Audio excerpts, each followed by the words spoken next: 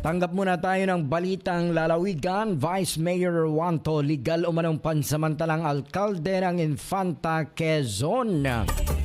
Pakinggan natin ang detalye mula sa ating Calabarzon correspondent JR Narit. Pasok! Yes, Ricky, good morning. Binigyang linaw ng Department of Interior and Local Government ang Region 4A ang legal na basihan ng pag-akto o pag-upo bilang pansamantalang punong bayan ni Vice Mayor L.A. Ruanto sa Infanta, Quezon. Matapos patawan ng 45 araw na preventive suspension si Mayor Filipina Grace America ng pamalang panlalawigan ng Quezon sa kabila ng kautusan na inilabas sa pamamagitan ng Memorandum of Order Number 427 Series of 2024 ni Governor Dr. Hayentan base sa Sangguniang Panlalawigan Provincial Resolution Number 2024-295 ay tumanggi si Mayor American sundin ang kautusan na pansamantalang bumaba sa pwesto dahil umano sa sariling interpretasyon mula sa kanyang abogado. Dahil dito nagkaroon ng kalituhan para sa mga mamamayan at hindi maayos na operasyon sa munisipyo dahil umakto namang pansamantalang punong bayan si Vice Mayor Ruanto upang humiling ng patubay at paglilinaw. Agad na sumulat si Ruanto sa pagitan niya sa DILG Region 4A kung sino sa pagitan niya at si Amerika ang dapat mag-assume sa punong ehekutibo dahil sa ipinata na preventive suspension order kay Amerika.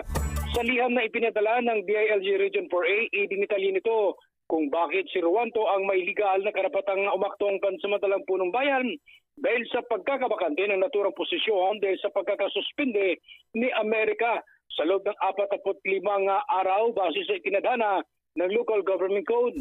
Sa pagkakasuspende umano ni Amerika, pinagbabawalan siyang gampanan ang kanyang tungkulin bilang punong bayan hanggat hindi natatapos ang preventive suspension na ipinataw sa kanya. At ang naturang preventive suspension ay upang maiwasang maapektuhan o maimpluwensyahan ang isinasagawang investigasyon hinggil sa reklamong isinampa sa kanya. Paliwanag naman ng DILG sa lahat naman ng kaso ng preventive suspension, ang nasuspindi na opisyal ay pinagbabawalan, nagampanan na matungkulin sa kanyang opisina at hindi tumatanggap ng sweldo samantala.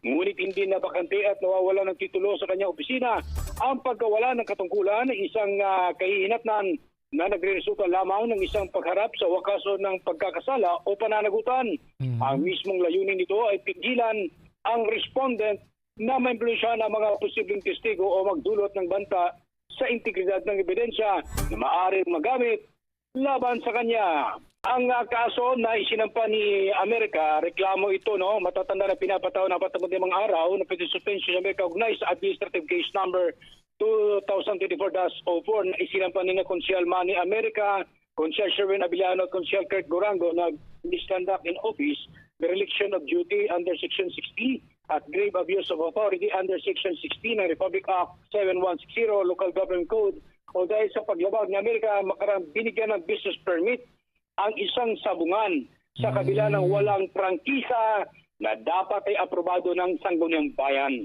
At yan ang naman ang balita mula sa lalawigan ng Quezon. Ako si JR Naritagulat sa Infinite Radio Calbay 92.1, number 1. Basta balita sa Infinite Radio, walang kawala. Iba!